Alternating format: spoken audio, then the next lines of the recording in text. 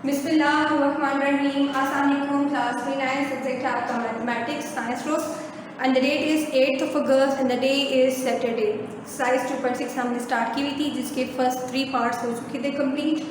आज हमने स्टार्ट करना है क्वेश्चन नंबर 4 और इसकी स्टेटमेंट है simplify and right your answer in the form a + b iota. आपको जितने भी पार्ट्स दिए हुए हैं तो क्वेश्चन नंबर 4 के इसको आपने first of all simplest form में कन्वर्ट करना है, मतलब जितना पॉसिबल है उतना आपने सिंप्लीफाई करना है और जो आपके पास लास्ट फाइनल आंसर होना चाहिए वो standard form of complex number की फॉर्म में होना चाहिए, means that a + b iota की फॉर्म में होना चाहिए। तो क्वेश्चन नंबर 2 एंड 3 के जितने पार्ट्स थे उनमें आपको या तो सम और डिफरेंस दिए हुए थे या आपको कॉम्प्लेक्स नंबर्स मल्टीप्लिकेशन की फॉर्म में दिए हुए थे, तो आपने उनको ओपन किया था। अभी जो आपके पास क्वेश्चन नंबर 4 है इसमें सब के सब क्वेश्चन जो हैं वो आपको फ्रैक्शन फॉर्म में दिए हुए हैं और फ्रैक्शन फॉर्म में आपको इन द डिनोमिनेटर इमेजिनरी पार्ट दिया हुआ है, मीन्स कि आपको आयोटा दिया है। आपको करना क्या है, इस इमेजिनरी पार्ट को यहाँ से ख़त्म करना है, एलिमिनेट करना है। एलिमिनेट करने के लिए आप जो मेथड यूज़ करोगे फॉर एलिमिनेशन, आप रैशनलाइजेशन का प्रोसीजर यूज़ करोगे जिसमें आप with the nominator and with the denominator इसकी कॉन्जुगेट से इस कॉम्प्लेक्स नंबर के कॉन्जुगेट के साथ मल्टीप्लाई करवाएंगे, दोनों को, नोमिनेटर को भी एंड डिनोमिनेटर को भी। तो अब आपके पास ये जो आपके पास 1 + आयोटा है इसका कॉन्जुगेट क्या होगा, 1 - आयोटा। तो आप 1 - आयोटा से इस फ्रैक्शन फॉर्म को मल्टीप्लाई करवाएंगे। सो by multiplying numerator and denominator with conjugate of 1 + iota, ठीक है। तो conjugate 1 + आयोटा की क्या है, 1 - iota -2 by 1 + iota into multiply करवाएंगे 1 - आयोटा एंड 1 - आयोटा से दोनों को। अब ये जो आपके पास ओपन होगा तो -2 into 1 - आयोटा, -2 के साथ ये चीज़ मल्टीप्लाई हो जाएगी और ये दोनों क्लोज हो जाएंगे। a + b into a - b equals to a का स्क्वायर minus b का square. a is the first value which is 1 and b second value which is iota. -2 into 1 - iota by 1 का square equals to 1 minus iota का square equals to iota square. अब यहाँ पे iota square की जगह पे आपने पुट करनी है इसकी value which is iota square equals to put iota square equals to -1, तो -1 पुट करेंगे यहाँ पे। -2 into 1 - iota by 1 minus iota square की जगह पे -1 पुट किया। अब इसको सॉल्व कर लेंगे नेक्स्ट स्टेप में। -2 into 1 - iota by 1 minus minus plus हो जाएंगे, 1 + 1 equals to 2 -2 by 2 into 1 - iota.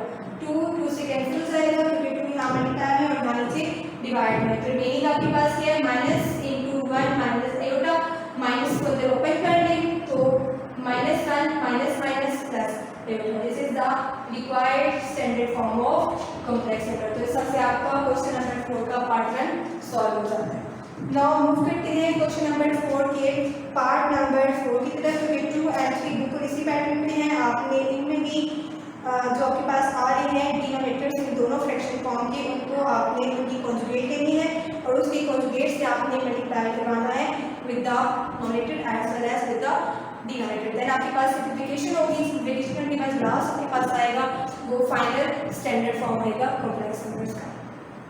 अब क्वेश्चन नंबर 4 में आपके पास मिडिल साइन माइनस का आ रहा है, दो फ्रैक्शन फॉर्म दिए हैं और जब भी आपके पास फ्रैक्शन फॉर्म आ जाए मिडिल साइन प्लस का या माइनस का आ जाए तो आप फर्स्ट ऑफ ऑल उन टर्म्स का एलसीएम लेते हैं। एलसीएम लेने के बाद आप नेक्स्ट स्टेप जो भी उसके अकॉर्डिंग होता है उसकी तरफ मूव करते हैं। तो क्वेश्चन नंबर 4 है आपके पास 2 - 6 iota divided bye 3 + iota -4 + iota divided bye 3 + iota. ये फ्रैक्शन फॉर्म थी, मिड में साइन माइनस का था तो आपने इन दोनों के डिनोमिनेटर्स का एलसीएम लिया, दोनों सेम थे तो ये एलसीएम में 3 + आयोटा ही आएगा। तो 3 + आयोटा अगर कंप्लीट करना चाहे एलसीएम तो 1 के साथ ही हो जाता है, यहाँ यहाँ भी 1 के साथ हो जाता है। तो 2 माइनस 6 आयोटा माइनस साइन है, अगली टर्म ब्रैकेट में क्लोज करें क्योंकि माइनस साइन चेंज करता है तो 4 प्लस आयोटा आ जाए। नेक्स्ट स्टेप में आपने साइन ओपन करनी है। 2 minus 6 iota minus 4 minus plus minus iota divided bye 3 plus iota. अब आप रियल को रियल में सॉल्व करें, इमेजिनरी को इमेजिनरी में सॉल्व करें। 2 minus 4 minus 6 iota minus iota by 3 plus iota, तो ये बनेगा minus 2 minus 7 iota by 3 plus iota. अब आपका नेक्स्ट स्टेप जो है वो ये होगा, अब अगेन आपके पास इन द डिनोमिनेटर आपके पास इमेजिनरी पार्ट आ चुका है, कॉम्प्लेक्स फॉर्म आ चुकी है, तो आपने इसको एलिमिनेट करना है। अगेन आपको वही यूज करना होगा मेथड रैशनलाइजेशन का, जिसमें आप with the nominator and with the denominator इसकी कॉन्जुगेट के साथ मल्टीप्लिकेशन करवाते हैं। 3 प्लस आयोटा का कॉन्जुगेट क्या होगा, 3 माइनस आयोटा, तो आपका नेक्स्ट स्टेप क्या है, multiply with the conjugate of 3 plus iota with the numerator as well as with the denominator। 3 plus iota into 3 minus iota by 3 minus iota। तो यहाँ पे जो है ये दोनों मल्टीप्लाई हो जाएंगे, -2 के साथ -2 minus 7 into iota into 3 minus iota divided by, ये टर्म्स दोनों प्लस में और ये माइनस में, 3 plus iota into 3 minus iota form बना रहे हैं आपके पास a plus B into a minus B की, तो वो इक्वल होगा a square minus b square. तो यहाँ पे इसको a कंसीडर होगी first time which is 3 and b second time which is iota, तो इस तरह से इसको आपने ओपन करना। तो ये जो आपके पास आ जाती है -2 के साथ मल्टीप्लाई कर ले इस फैक्टर को विच इज 3 माइनस आयोटा और फिर -7 आयोटा को अगेन 3 माइनस आयोटा के साथ। नीचे आपके पास 3 का स्क्वायर 9 माइनस आयोटा का स्क्वायर आयोटा स्क्वायर। अगेन आपके पास आयोटा स्क्वायर आ चुके हैं एंड आयोटा स्क्वायर की वैल्यू जो होती है वो -1 होती है, तो यहाँ पे -1 पुट कर लेंगे because iota square equals to -1। तो 2 3 are 6 -6 minus minus plus 2 iota minus 3 7 are 21 iota minus minus plus 7 on the 7 iota का square, iota into iota iota square. 9 minus iota square की तरफ पुट किया हमने -1। अब आपके पास सिंप्लीफाइड फॉर्म्स हैं, अगेन जो आपके पास नोमिनेटर है वहाँ पे भी आयोटा स्क्वायर आ रहा है, वहाँ पे भी आपने नेक्स्ट स्टेप में आयोटा स्क्वायर की जगह पे -1 पुट करना है। तो यहाँ पे ये फॉर्म बनेगी -6, इन दोनों को सिंप्लीफाई कर ले, दोनों कॉम्प्लेक्स फॉर्म्स हैं, आयोटा की टर्म्स हैं, आयोटा की टर्म्स को आप करें सॉल्व तो 21 minus 2 equals 19, but sign of minus because बड़ी वैल्यू के साथ साइन माइनस है, प्लस 7 इंटू आयोटा की जगह -1 बाय 9 माइनस माइनस प्लस 1 आ जाएगा। अब आपका नेक्स्ट स्टेप है, इनको अरेंज कर ले, -6 plus minus -7 minus 19 iota divided by 9 plus 1 equals to 10। तो -6 इंटू -6 माइनस 7 दोनों आपस में सॉल्व होके बनेंगे -13 माइनस 9 आयोटा बाय 10। अब ये 10 जो है ये दोनों के साथ डिवाइड हो रहा है, इस रियल पार्ट के साथ भी इस इमेजिनरी पार्ट के साथ भी, तो इनको सेपरेट कर लें, -13 bye 10 -19 by 10 iota। So this is the required standard form of complex number of the question number 4 का part number 4। नेक्स्ट जो है आपके पास क्वेश्चन 4 का पार्ट नंबर 5 करते हैं। पार्ट नंबर 5 में भी आपके पास फ्रैक्शन फॉर्म है लेकिन उसका स्क्वायर है, तो वो कैसे सॉल्व होगी। अब स्क्वायर में स्क्वायर का मतलब क्या होता है कि वो जो टर्म है वो 2 टाइम्स है, या तो आप उसको 2 टाइम्स लेके मल्टीप्लिकेशन कर लें या उसमें आप फॉर्मूला ओपन कर लें a प्लस बी और a माइनस बी का, जिस तरह से आपको वो टर्म गिवन है और जो फॉर्मूला वहाँ पे अप्लाई हो सकता है। अगर तो बेटा साइन माइनस का आ रहा है तो फॉर्मूला अप्लाई होगा a माइनस बी का होल स्क्वायर, अगर बेटा साइन प्लस आ रहा है तो फॉर्मूला अप्लाई होगा a प्लस बी का होल स्क्वायर।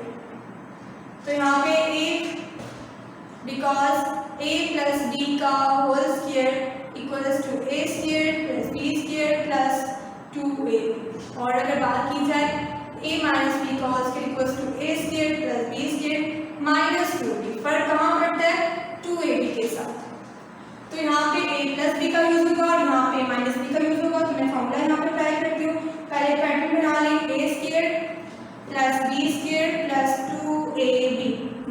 कैसे, a का स्क्वायर प्लस b का स्क्वायर माइनस 2ab.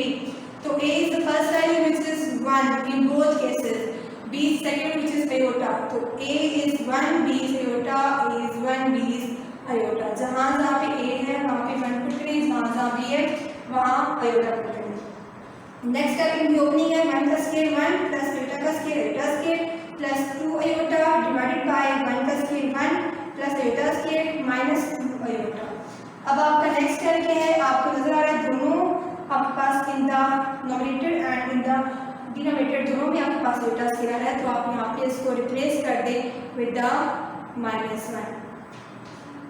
तो 1 plus into -1 plus 2 iota divided by 1 plus into -1 minus 2.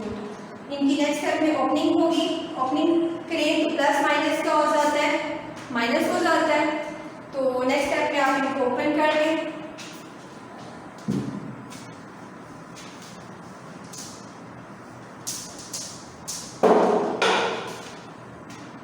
One plus minus -1 plus 2 iota by 1 -1 minus 2 iota.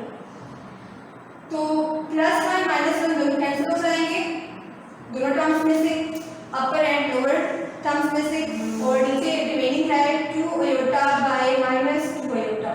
तो 2 भी cancel हो जाएंगे, iota के साथ iota भी कैंसिल हो जाएगा, लेकिन ये प्लस माइनस मिलके माइनस होंगे और -1 इज द रिमेनिंग और ये आपके पास आंसर है. लेकिन अगर आप इसको लिखिए standard form of complex term में तो आपके पास ये सिर्फ रियल पार्ट है -1, क्योंकि इसके साथ कोई iota नहीं आ रहा.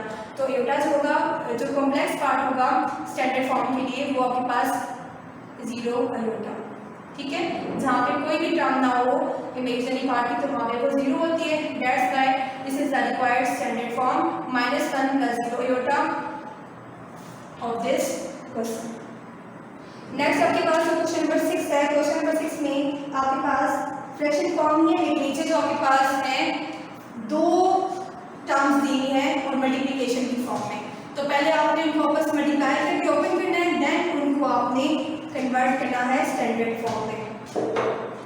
क्वेश्चन नंबर 4 का part number 6 which is 1/2 plus 3 iota into 1 minus iota. तो पहले इनकी मल्टीप्लिकेशन कर लें. इन द डिनोमिनेटर 2 के साथ पहले 1 प्लस iota को मल्टीप्लाई करवाना है, then remaining is plus 3 iota, इसको 1 माइनस iota के साथ. नेक्स्ट इनकी opening 2 1 2 minus 2 into iota 2 iota plus 3 into 1 3 iota minus plus minus minus 3 iota into iota equals to iota का स्क्वायर.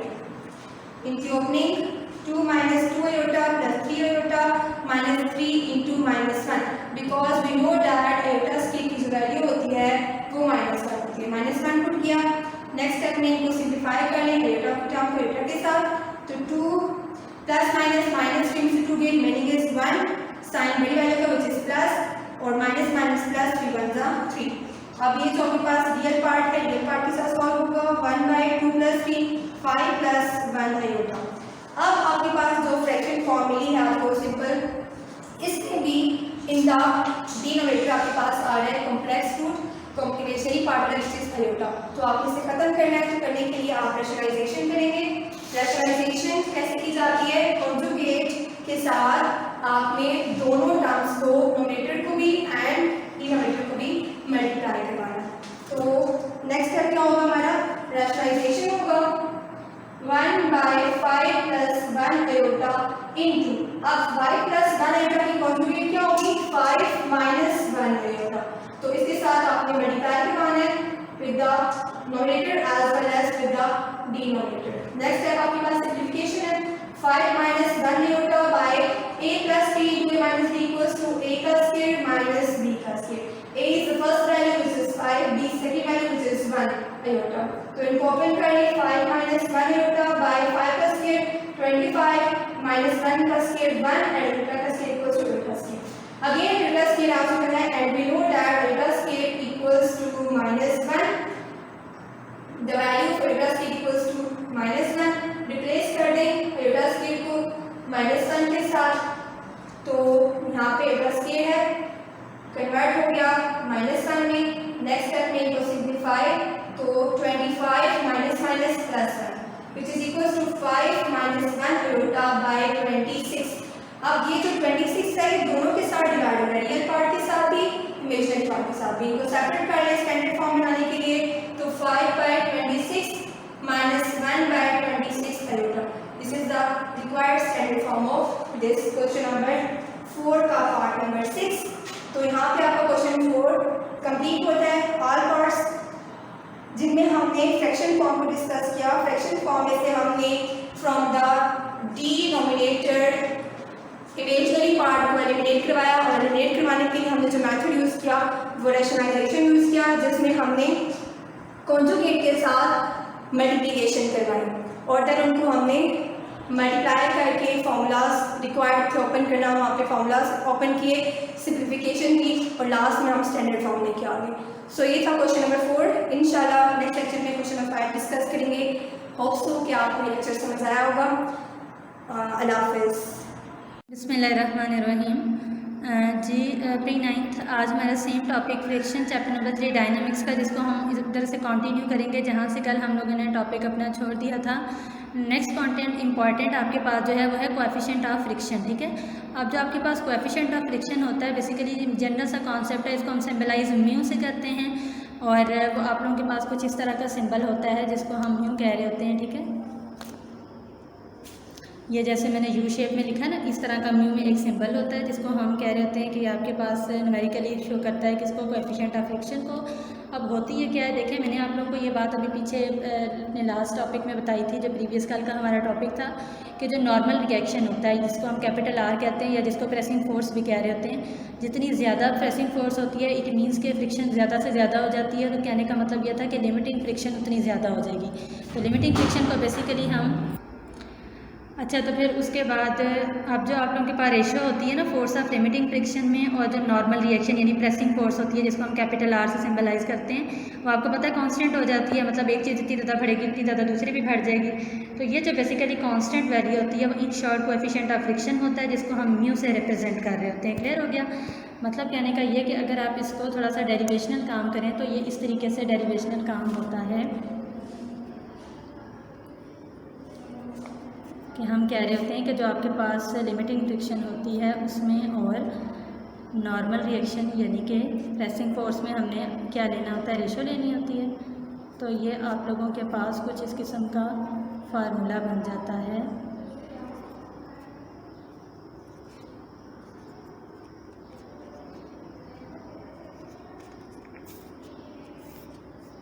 ये देखेंगे, आप देखें इसके अंदर जो मैंने बात लिखी है, मैंने क्या लिखा कि ये देखें अभी पर हमने बात की कि हम लोगों ने एफ एस मीन्स के लिमिटिंग फ्रिक्शन और जो फोर्स ऑफ लिमिटिंग फ्रिक्शन होती है, और आर मीन्स के जो आपके पास नॉर्मल रिएक्शन होता है या जिसको हम प्रेसिंग फोर्स कहते हैं, इन दोनों में हमने रेशो लेनी होती है जो कि क्या कहलाती है, कोएफिशिएंट ऑफ फ्रिक्शन।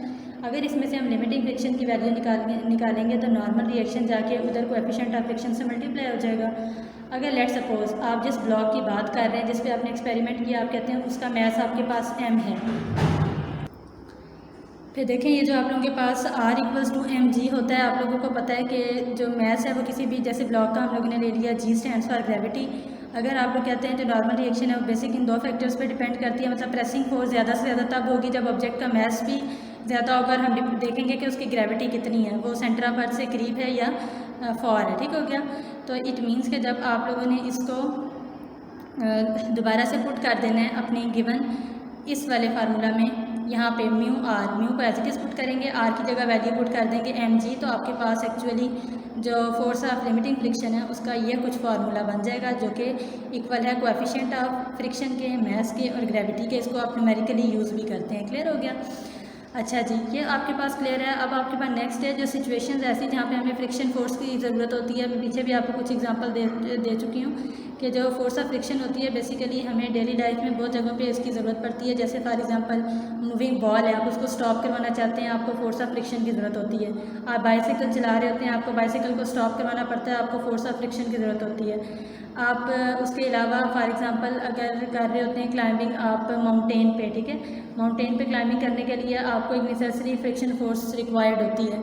उसके अलावा आप लोग अक्सर ये देखते हैं कि आप लोग जब शूज़ पहनते हैं तो कुछ ऐसे शूज़ होते हैं जिनके नीचे एक स्ट्रॉन्ग ग्रिपिंग फॉर्म हुई होती है, कुछ बिल्कुल स्मूथ होते हैं, ठीक हो गया, मतलब एक जॉगिंग के लिए होते हैं, ठीक है।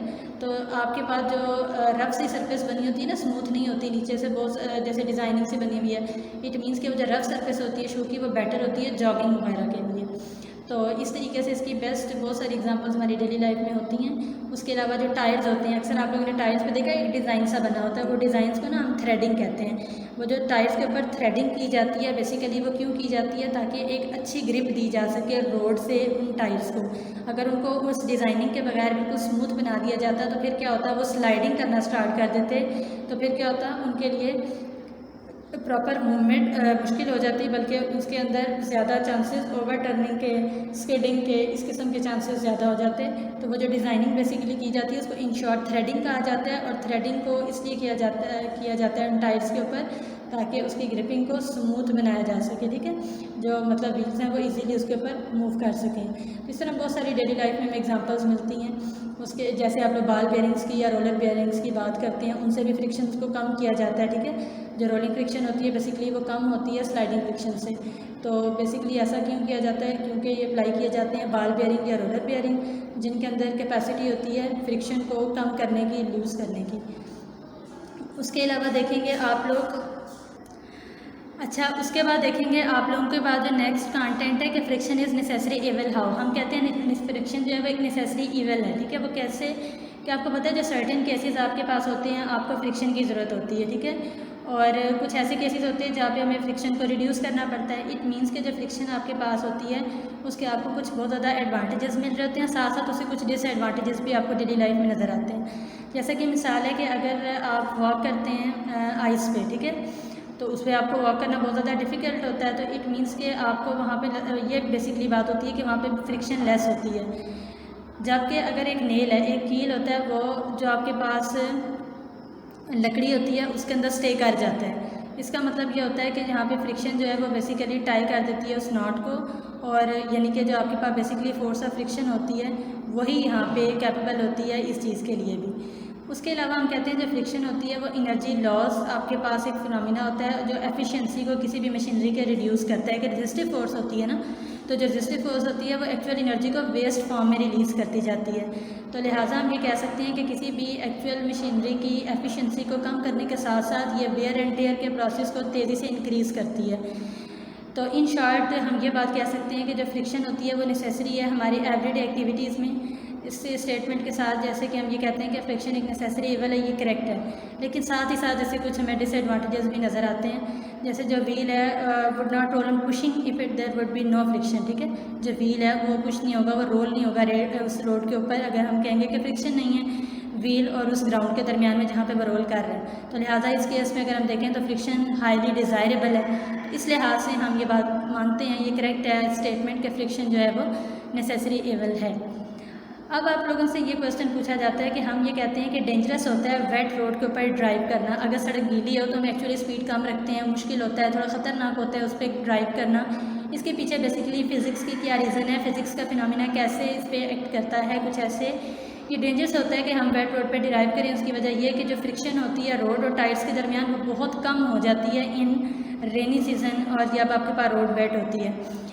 तो उसकी वजह से जो स्लिपिंग के चांसेस होते हैं ना टायर्स के, वो इंक्रीज़ हो जाते हैं। तो लिहाजा इसको बेहतर बनाने के लिए एक अच्छी थ्रेडिंग की जाती है टायर्स के ऊपर ताकि फ्रिक्शन इंक्रीज़ हो, और वो जो थ्रेडिंग होती है वो इम्प्रूव करती है ग्रिपिंग को, ताकि सेफ़र वे में आप लोग ड्राइव कर सकें इवन कि आपके पास जो रोड है वो वेट हो। ठीक हो गया, यानी कि उसके लिए एक जो बेस्ट कंडीशन है अच्छी से अच्छी थ्रेडिंग आपके टायर्स के ऊपर होनी चाहिए for better gripping of wheel on road surfaces.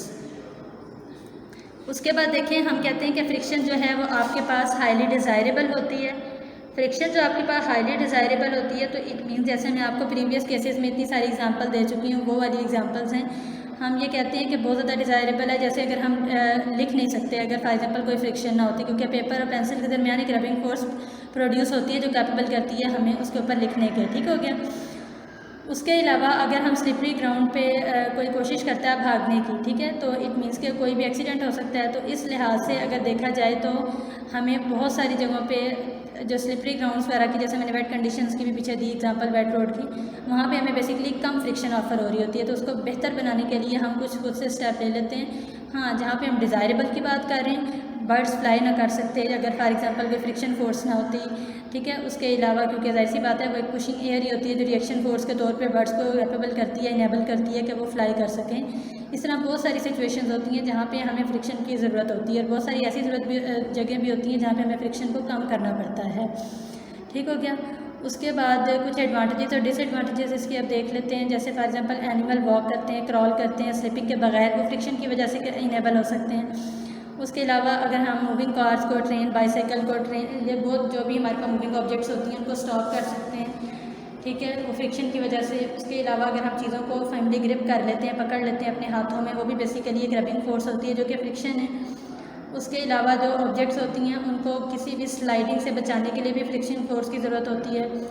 जो हम लोग नेल्स वगैरह, कील वगैरह लगाते हैं चीज़ों को होल्ड करवाने के लिए, बेसिकली उसके पीछे भी एक रबिंग फोर्स जो कि फ्रिक्शन होती है। साथ साथ इसके कुछ डिसएडवांटेजेस भी होते हैं कि अगर हम फ्रिक्शन की बात करते हैं तो इसके अंदर बहुत ज़्यादा एनर्जी लॉस हो जाता है, जिसकी वजह से मशीन की जो ओवरऑल एफिशिएंसी होती है बहुत रिड्यूस हो जाती है, कम हो जाती है।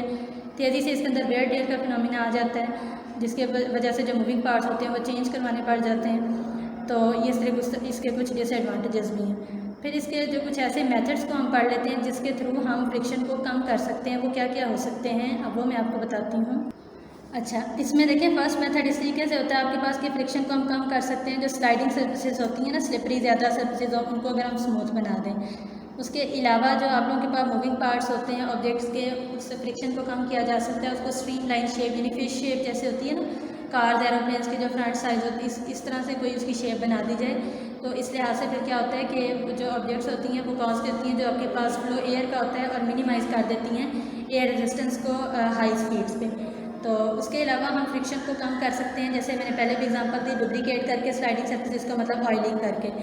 उसके अलावा आपको पता है कि जो फ्रिक्शन होती है उसको रिड्यूस किया जाता है बाल बेयरिंग या रोलर बेयरिंग के इस्तेमाल से भी, क्योंकि आपको पता है जो रोलिंग फ्रिक्शन होती है अमूमन वो स्लाइडिंग फ्रिक्शन से कम होती है। जब इसका इस्तेमाल कर लेते हैं तो फ्रिक्शन हमें जिन केसेस में कम चाहिए वो हम कम कर सकते हैं।